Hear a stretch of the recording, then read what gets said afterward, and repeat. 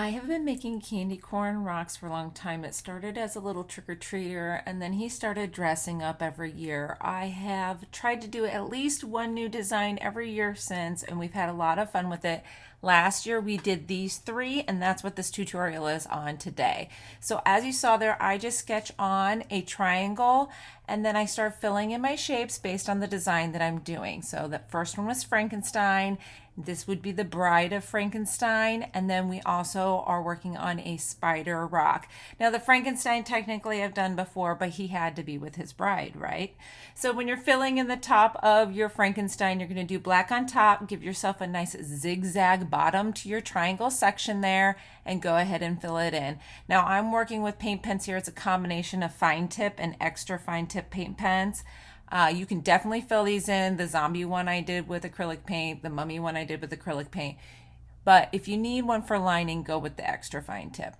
Now, for Bride of Frankenstein, we're doing white on the bottom and we're adding her lightning bolt into her hairline.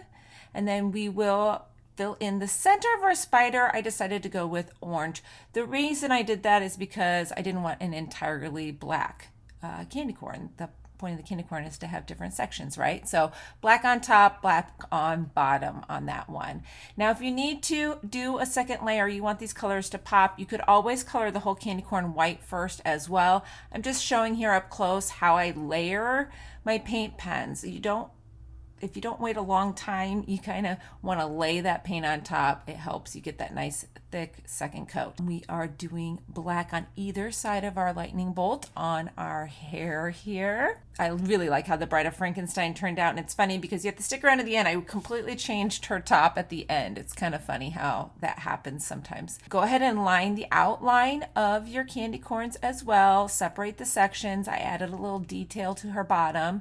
I put on wide set eyes. She got a little scar and a smile. Now I always give these super simple arms and a pretty simple foot and leg as well. Now for Frankenstein, as you can see, I blew out that line there at the beginning, but it was an easy fix by just thickening up the hair a bit.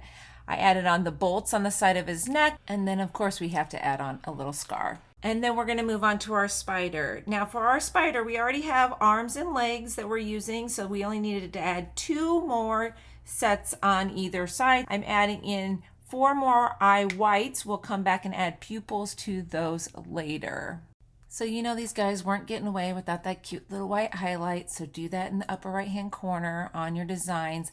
I did tell you before I wanted to change this outfit. It just looked too rigid. I wanted to give it more of a sweetheart neckline. Pupils in your eyes for your spider rock, and a little bit of touch-ups if you need to, but these guys are done. They're so cute. They made the perfect addition to our Halloween rocks last year.